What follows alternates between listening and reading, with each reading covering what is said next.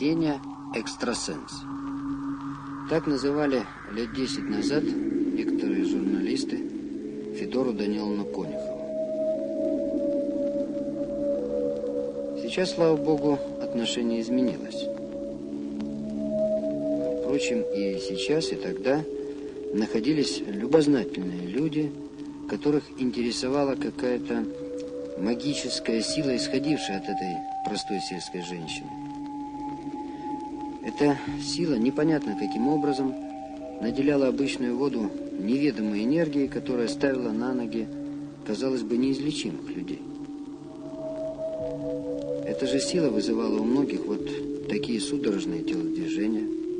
И что самое странное, нередко после нескольких сеансов такой тряски тяжелая болезнь проходила.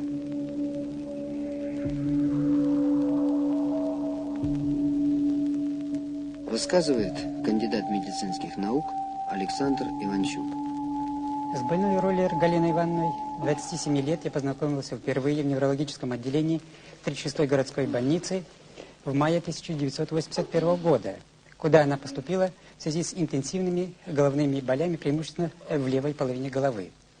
До этого в течение года беспокоили головные боли, и в последние месяцы больная была практически нетрудоспособна.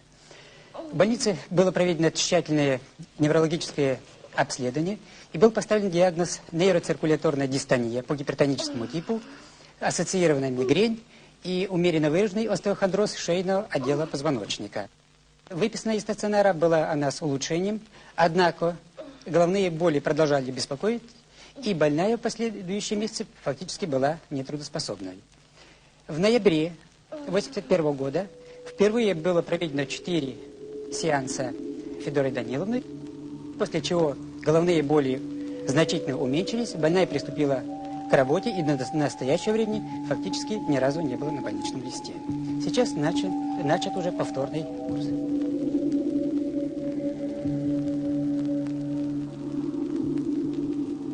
Чем же объяснить улучшение состояния больной? Внушение? Но разве можно что-то внушить в капле крови? А между тем, после воздействия Конюховой, формула крови в пробах заметно меняется.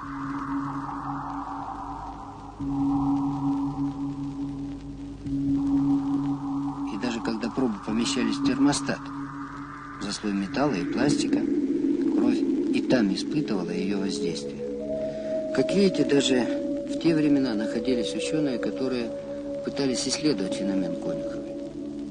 Среди экспериментов были и такие. Замеряли и сравнивали потоки фотонов, излучаемых ее ладонями и руками обыкновенных людей. И что же? В моменты напряжения у Конюховой такой поток был в 50 раз мощнее.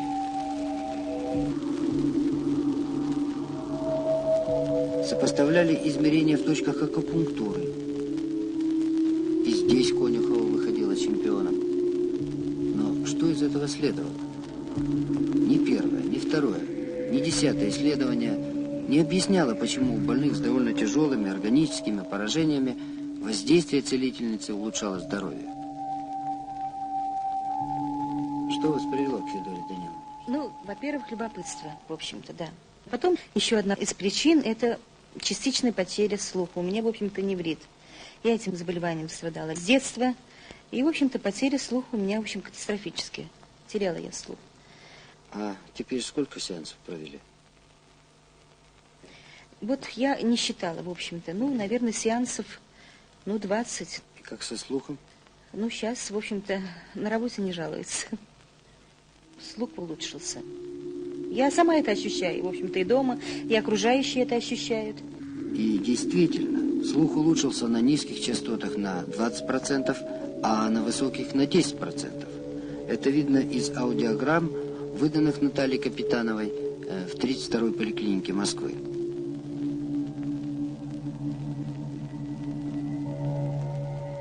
С тех пор немало воды утекло. Но и сегодня, 10 лет спустя, по-прежнему остаются без ответа вопросы. Почему после 30 сеансов подобного воздействия из почек Гулии Кожембаевой вышли камни? Почему у Людмилы Нетяги после 50-кратного воздействия снят диагноз хронического пиелонефрита? Почему у Эллы Асафовны Лихт за 70 сеансов исчез зоб и больше не мучит астма?